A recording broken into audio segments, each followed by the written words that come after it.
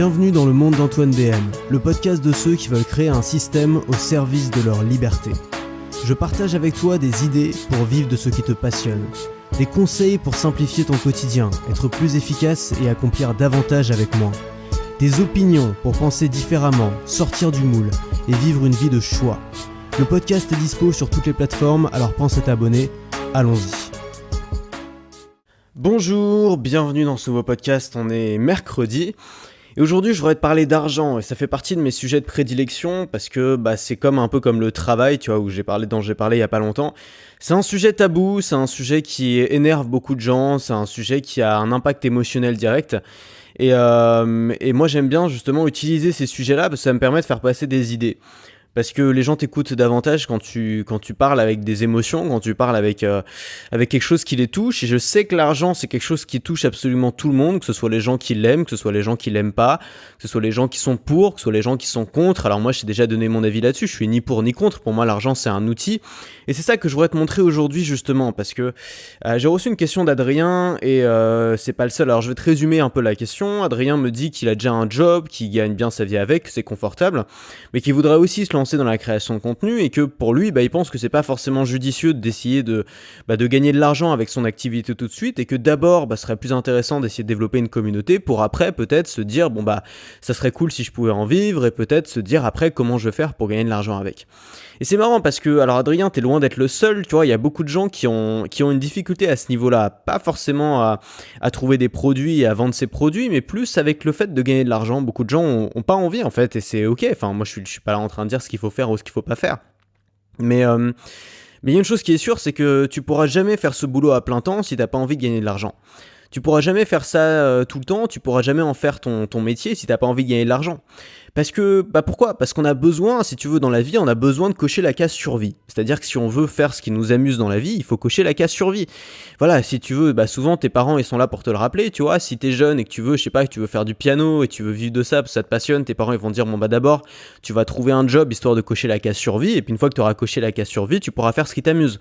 Si t'as envie de devenir une rockstar, ils vont dire la même chose. Si t'as envie de devenir... à une époque, c'était de devenir webmaster, tu vois, ou travailler sur le web. Bon, aujourd'hui, on sait que c'est des métiers, ça fait partie des métiers qui sont plus faciles à trouver et qui gagnent le plus. Mais, tu vois, de travailler sur le web ou d'être développeur, tu vois.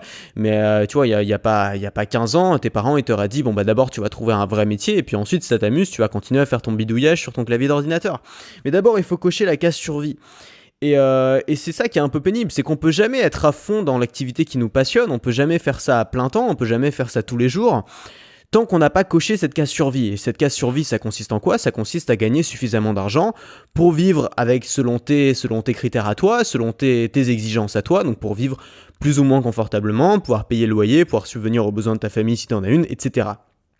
Et alors je t'invite à lire, alors je suis tombé sur j'ai pas lu le bouquin, mais je suis tombé sur un podcast de James Altucher qui interviewe un gars qui s'appelle Jeff Goins. Alors si t'as un complexe avec l'argent et que c'est vraiment un truc qui te bloque, je te conseille d'acheter et de lire ce bouquin. C'est un bouquin qui s'appelle Real Artists Don't Starve. Donc les vrais artistes ne meurent pas de faim. Et c'est un bouquin qui te passe par toute une série, alors je le sais parce qu'il a pas mal résumé dans le podcast, mais ça passe par toute une série d'exemples de l'histoire d'artistes qui ont gagné beaucoup d'argent de leur vivant, tu vois. Il y a cette espèce de mythe de l'artiste fauché qui est connu seulement après sa mort. Donc lui il essaie de te prouver le contraire en te montrant tout un tas d'artistes qui avaient monté un business autour de leur art. Et finalement, t'as deux façons de voir ça. Soit tu dis c'est des connards qui pensent qu'à l'argent, qui ont fait ça pour l'argent depuis le début, c'est pas des vrais artistes, ça c'est la première façon de voir les choses. Soit tu dis c'est des gens qui aimaient tellement leur job, qui aimaient tellement leur boulot, qui aimaient tellement ce qu'ils faisaient en tant qu'artistes, qu'ils avaient envie de pouvoir soutenir ce job-là, qu'ils avaient envie de pouvoir le faire tous les jours de leur vie. Et la seule façon de pouvoir faire un job que t'adores tous les jours de ta vie, c'est de cocher la case survie avec ce job. C'est-à-dire de faire en sorte que ce métier d'artiste te permette de financer ta création. Exactement comme regarde les réalisateurs de films. Les réalisateurs de films, ils ont besoin de quoi ? Ils ont besoin d'argent. Ça coûte cher de faire un film. Et souvent, les réalisateurs de films, ils ont besoin, tu vois, regarde Star Wars, tu vois, le George Lucas qui voulait créer Star Wars. Il savait qu'il avait besoin d'énormément d'argent pour faire un film comme ça, parce que c'est un film qui demande beaucoup d'effets spéciaux. Il avait envie de faire quelque chose qui correspondait à ce qu'il avait dans la tête, et il savait que pour ça, il a besoin d'argent. Qu'est-ce qu'il a fait ? Il a créé son propre studio de production, tu vois, Lucasfilm, je sais pas quoi là, qui a été racheté par Disney d'ailleurs, je crois. Et il a trouvé des investisseurs. investisseur, il a fait comme un start-upper en fait, il a cherché des gens qui pouvaient financer son business, parce que c'était avant tout un business, qui pouvaient financer son art, parce que c'était avant tout un art. Et finalement, les deux sont pas incompatibles, et il y a plein de gens qui l'ont prouvé à travers l'histoire. Et on a tendance à vouloir mettre des gens dans les cases, genre il y a les vrais artistes, les artistes qui s'en foutent de l'argent, et il y a les faux artistes qui sont les artistes qui font ça que pour l'argent. Et moi j'ai envie de te montrer que les vrais artistes sont des gens qui ont envie de gagner de l'argent, parce que si t'aimes vraiment ton art, si t'aimes vraiment ce que tu fais, t'as envie de le faire tous les jours de ta vie, et pour pouvoir le faire tous les jours de ta vie, il faut cocher la case survie avec cet art-là.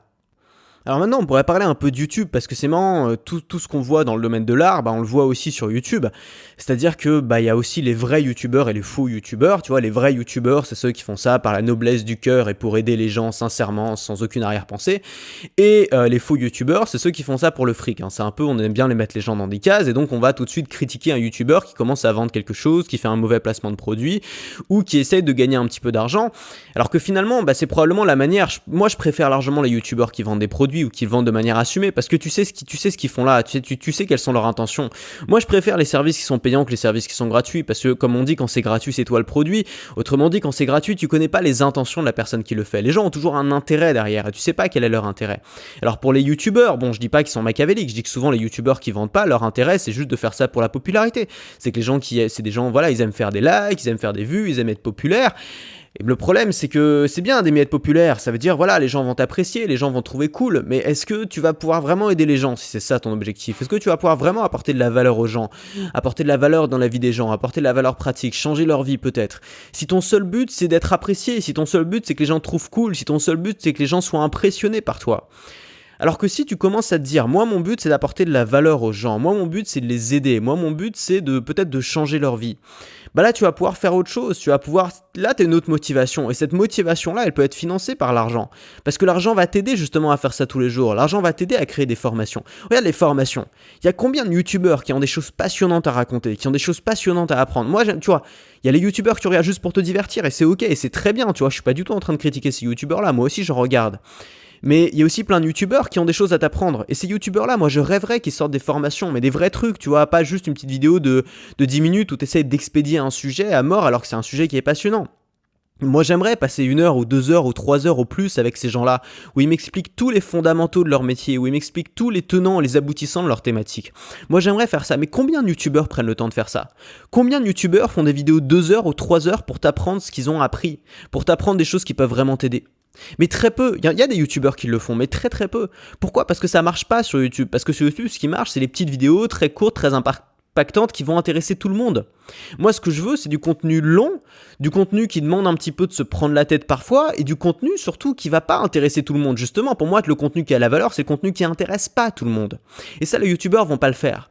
Maintenant, si les youtubeurs étaient payés pour ça, donc par exemple, s'ils vendaient leur formation et s'ils l'assumaient, si les youtubeurs étaient payés pour ça, ils le feraient. Et moi, tu te doutes bien que je sortirais pas une formation toutes les 2 semaines et je me décarcasserais pas la tête à essayer de trouver des sujets innovants et des manières créatives de résoudre les problèmes des gens si j'étais pas payé pour ça. Je m'embêterais pas à faire ça. Alors j'aime bien le faire, tu vois, mais évidemment que j'ai besoin d'être payé pour ça, parce que c'est du travail, c'est du boulot, c'est du temps, c'est de l'investissement. Donc je m'embêterais pas à faire tout ça si c'était juste pour le plaisir, et c'était juste pour mettre sur YouTube et faire 20 vues sur YouTube parce que ça intéresse même pas 10% de mon audience. Tu comprends bien? Donc je pense que on peut trouver un intérêt commun. C'est-à-dire que c'est pas toi ou les autres. Si tu vends, il y a une espèce aussi de complexe à vendre. On a l'impression que si on vend, on trahit les gens et on leur demande quelque chose. C'est-à-dire qu'on leur demande une faveur. Genre voilà, je te vends un produit, s'il te plaît, donne-moi de l'argent. Voilà, et on a l'impression un peu de leur planter un couteau dans le dos, de leur faire un sale coup en fait, comme si on leur avait volé de l'argent. Mais je te rappelle une chose, c'est que cet argent, tu l'as volé à personne. Cet argent, tu l'as gagné. Cet argent, tu l'as gagné en créant quelque chose que certaines personnes jugent suffisamment valuable pour payer pour ça. Faut pas prendre les gens pour des cons, quoi. Si les gens payent 50 euros, 60 euros, 100 euros, parfois 1000 euros, pour acheter juste du contenu, des trucs que tu vas raconter, c'est pas parce que c'est des pigeons, c'est pas parce que c'est des débiles, c'est pas parce que c'est des gens qui ont aucune notion de l'argent. Je veux dire, moi j'en ai acheté plein des formations, j'en achète régulièrement. Et il y a une sorte de mépris un peu de ce format-là. Il y a des gens qui vont dire oui, moi j'achète pas de formation, je lis que des livres d'art, j'ai que du Proust, tu vois. Mais c'est sympa de lire du Proust. Mais mon pauvre gars, ça va pas t'aider à trouver. Enfin, ça peut, mais c'est pas ça qui va t'aider. C'est très bien, tu vois. C'est pas ça qui va t'aider à trouver un boulot. C'est pas ça qui va t'aider à t'en sortir dans la vie. C'est pas ça qui va t'aider à avoir une meilleure vie. C'est pas ça qui va t'aider à être plus heureux. Ça peut apporter un peu de joie dans ta vie quotidienne. Ça peut t'apporter un peu de culture. C'est agréable, tu vois. Mais c'est pas ça qui va changer ta vie. Alors on peut avoir autant de mépris qu'on veut pour les gens qui suivent des formations. En attendant, ces gens-là, ils investissent sur eux-mêmes. Et souvent, ces gens-là, ils sont pas débiles, contrairement à ce qu'on peut penser. Au contraire, c'est des gens qui ont le courage de savoir qu'ils peuvent dépenser de l'argent pour investir sur eux-mêmes, exactement comme on est prêt à dépenser de l'argent pour prendre des cours d'anglais, exactement comme on est prêt à dépenser de l'argent pour prendre des cours de piano, exactement comme on est prêt à dépenser de l'argent pour prendre des cours de badminton. Ça paraît normal à tout le monde de dépenser de l'argent pour ça. Mais ça paraît pas normal de dépenser de l'argent pour progresser, pour apprendre un nouveau truc. Genre, moi, j'apprends mieux des choses avec des petits indépendants sur Internet, tu vois, qui savent me parler, qu'avec parfois des profs austères ou avec, je sais pas, des cours, des MOOC, les fameux MOOC, tu vois. Je sais pas si tu connais les MOOC, tu sais, c'est les cours des grosses universités qui sont mis en ligne gratuitement. Je me souviens une fois, ma mère, tu vois, quand ça a commencé à être connu, ma mère, elle m'a dit, mais t'as pas peur que les MOOC fassent concurrence à tes formations? Je lui ai dit, mais non, enfin, tu vois, ça n'a rien à voir. C'est-à-dire que je suis pas là en train de cracher sur les MOOC, c'est génial que les universités fassent ça, et ça peut probablement aider énormément de gens. Mais moi, ce que je transmets, c'est pas du tout un savoir universitaire. Moi, ce que je transmets, c'est un savoir qui sera enseigné par aucune université. Parce que par définition, c'est un savoir qui peut pas être transmis par une université, puisque c'est pour les indépendants, c'est pour les gens qui travaillent seuls. C'est pour les gens qui ont envie de créer leur truc à eux. C'est pas pour les gens qui ont envie de rejoindre un groupe ou une organisation. Je veux dire, je pense que la pire promesse que puisse te faire une école de commerce, c'est de dire qu'elle va apprendre l'entrepreneuriat. Parce que le principe même d'une école, c'est de rassembler des gens et de les faire entrer dans un système. Et l'entrepreneuriat, c'est justement sortir d'un système. Donc c'est impossible d'apprendre l'entrepreneuriat dans une école de commerce. Je pense, tu vois, que c'est très difficile. En tout cas, mon école, elle a échoué pour ça, parce qu'elle m'a rien appris là-dessus. Donc on peut apprendre des compétences, on peut apprendre des choses qui vont nous faire entrer dans un système, mais c'est très compliqué d'apprendre des choses uniques. Donc évidemment que je ne suis pas concurrencé par les MOOC, éventuellement je peux être concurrencé par d'autres gens qui font la même chose que moi, et encore moi je pense pas, parce que je pense que ces gens-là contribuent à ce qu'on appelle l'awareness, tu vois, la prise de conscience. Moi, pendant des années, il a fallu que j'attende d'avoir 18 ans pour acheter une formation sur Internet. 18 ans. Je sais pas si t'imagines. Ça veut dire que pendant 18 ans, j'ai méprisé ça. Je savais rien à la vie, je connaissais rien à rien. Et j'avais de grandes ambitions. Et malgré tout, jamais ça m'était venu à l'idée d'acheter une formation sur Internet. Parce que je me disais, mais je suis pas cette personne-là. Tu vois, c'est les cassos qui font ça. Et puis un jour, j'en ai acheté une, ça a changé ma vie. Non pas que ce soit une formation qui a changé ma vie, mais c'est le fait d'acheter une première formation. De rester humble et de me dire je peux apprendre de quelqu'un d'autre, tu vois, de quelqu'un de normal, pas d'une grande institution, pas de quelqu'un qui a 50 diplômes, juste quelqu'un de comme moi, mais qui a un peu plus d'expérience. Je peux apprendre de cette personne-là. Ça a changé ma vie, parce que j'ai commencé à suivre cette formation. Grâce à cette formation, j'ai créé mon premier blog. Grâce à ce premier blog, j'ai commencé à développer ma première audience, j'ai commencé à gagner mes premiers euros, j'ai commencé à suivre plein d'autres formations qui m'ont appris énormément de choses. Et aujourd'hui, je suis quelqu'un de totalement changé. Et ce que je fais aujourd'hui, c'est grâce aux formations que j'ai suivies. On va pas se mentir, tu vois, je suis pas un autodidacte, ça n'existe pas l'autodidacte. Tous les autodidactes apprennent de l'expérience des autres, on apprend tous de l'expérience des autres. Tu mets un homme dans la nature depuis le premier jour de sa vie, à part faire caca dans un fourré et bouffer des fruits qui tombent par terre, il va pas être capable de faire grand chose de ses 10 doigts. Tu mets un mec au milieu d'un monde de gens qui lui apprennent des tas de choses, qui ont une expérience à lui transmettre, ce gars-là, il a un potentiel qui est immense, c'est ton environnement qui fait ton potentiel. Et je pense que tu peux être cette personne-là. Tu peux être cette personne qui a suffisamment confiance en elle, qui a suffisamment de courage, parce que bien sûr que ça demande du courage de s'exposer de cette façon-là, qui a suffisamment de courage pour dire « moi j'assume ». J'assume de faire du contenu pour l'argent. Non pas pour l'argent en tant que fin en soi, mais pour l'argent en tant qu'outil, pour l'argent en tant que moyen, pour l'argent en tant que case survie cochée qui va me permettre de faire ce que j'aime, qui va me permettre de continuer à apporter de la valeur aux gens, qui va me permettre de continuer à aider les gens, qui va me permettre de continuer à m'épanouir dans ce que je fais. Est-ce que la noblesse, c'est la gratuité ? Bullshit. Les gens qui disent ça, c'est les gens qui sont souvent dans l'art, tu vois, qui te disent l'art, ça n'a rien à voir avec l'argent. Mais attends, mon petit pote, l'art, il n'y a rien de plus matérialiste que l'art. Il n'y a rien qui est plus financé que l'art. Regarde une œuvre, genre, je sais pas, est-ce qu'on va considérer de la même manière une œuvre qui est accrochée au Louvre, tu vois, qui est au plein centre d'une pièce, avec 1000 projecteurs sur elle, ou une œuvre qui est dans un petit boui-boui, tu vois, au fin fond de Paris et qui coûte 10 euros. Non, c'est l'argent, c'est le prix qui fait aussi la valeur d'une œuvre. C'est la rareté qui fait la valeur d'une œuvre. C'est un des domaines, tu vois, l'art, c'est un des domaines où il y a le plus de spéculation. Alors quand t'entends des amateurs d'art ou des artistes te dire « oui, moi l'argent ça m'intéresse pas, c'est un truc qui a rien à voir avec l'art », mais t'as envie de rigoler. C'est n'importe quoi, tu vois, genre si l'art, enfin, je veux dire, regarde juste combien ça coûte un Picasso. Je veux dire, l'art, c'est justement un des domaines où il y a le plus de spéculation. Ou ce qui fait la valeur d'une œuvre, c'est pas la valeur de la peinture, c'est pas la valeur de l'artiste, c'est même pas la beauté de cette œuvre. Il suffit d'entrer dans un truc d'art moderne, t'as des trucs tellement moches, tu vois. C'est pas la beauté de cette œuvre-là. C'est la valeur que les autres lui donnent, c'est la spéculation. C'est comme une crypto-monnaie finalement.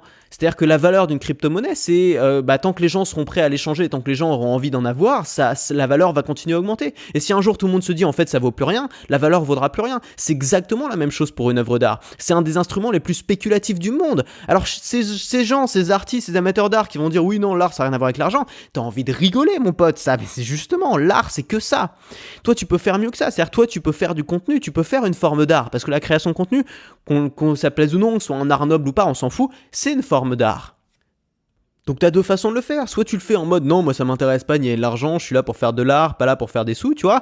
Ok, très bien, tant mieux pour toi, t'as le droit. Soit tu te dis, moi j'ai envie d'aller plus loin, de passer le niveau 2 dans ce que je fais. D'en faire mon métier.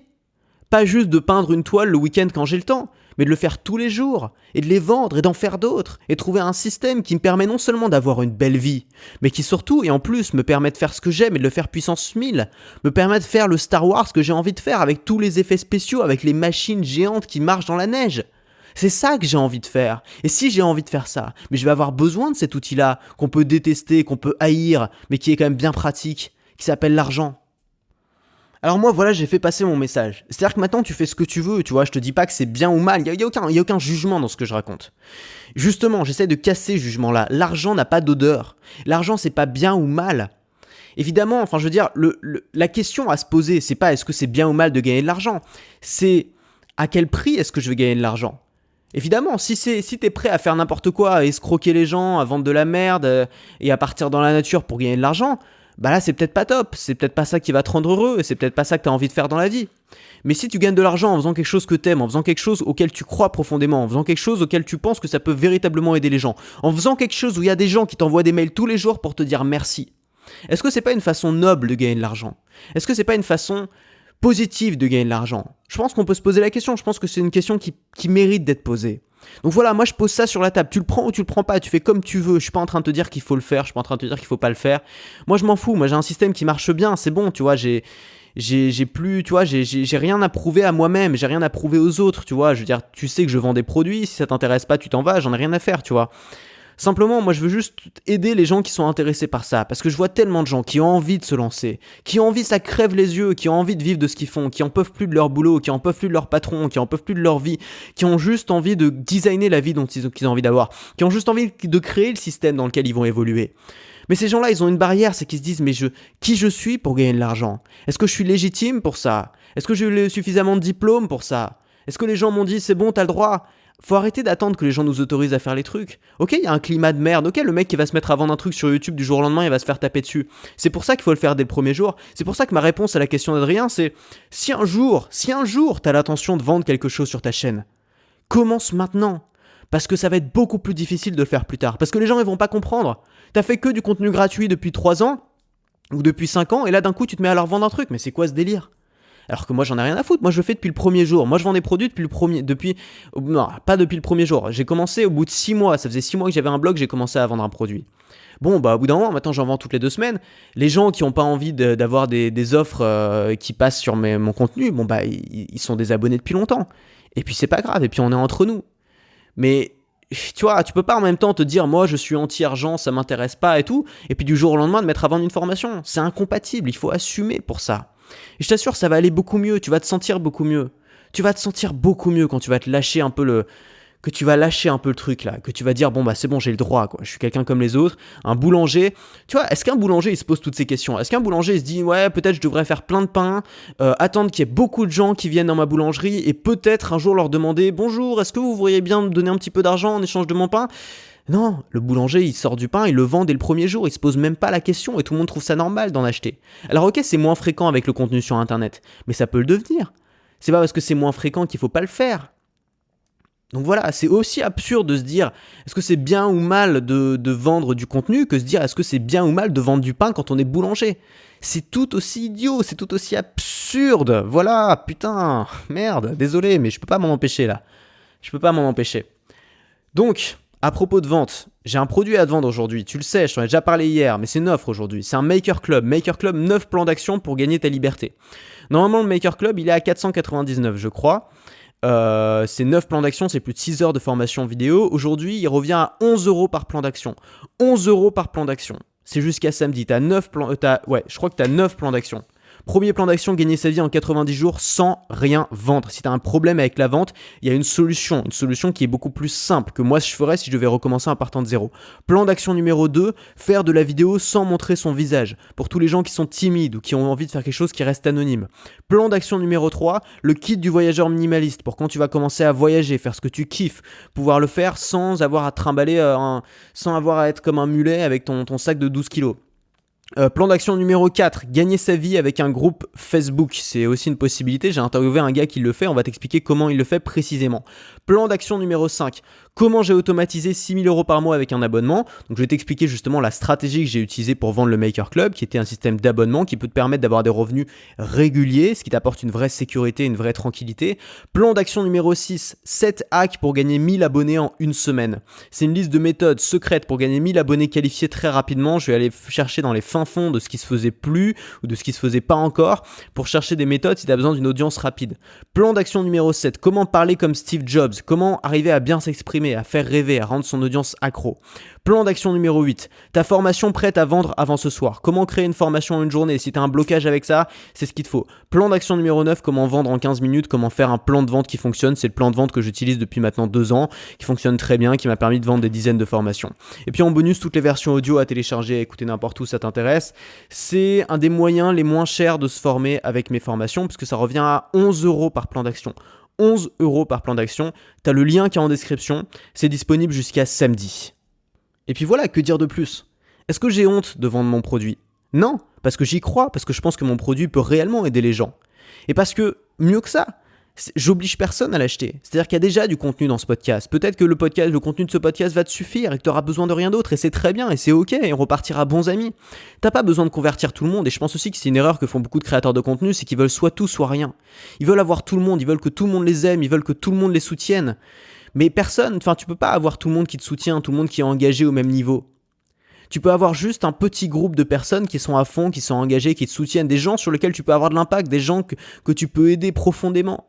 Des gens qui vont devenir tes clients, des gens qui vont te permettre de vivre de ce que tu fais, des gens qui vont te permettre d'avoir une belle vie, de créer ton propre système. Et quand tu auras créé ton propre système, tu pourras faire ce que tu veux dedans. Tu pourras changer totalement l'organisation de tes journées. Si tu veux travailler de 2h à 4h du matin, tu pourras le faire.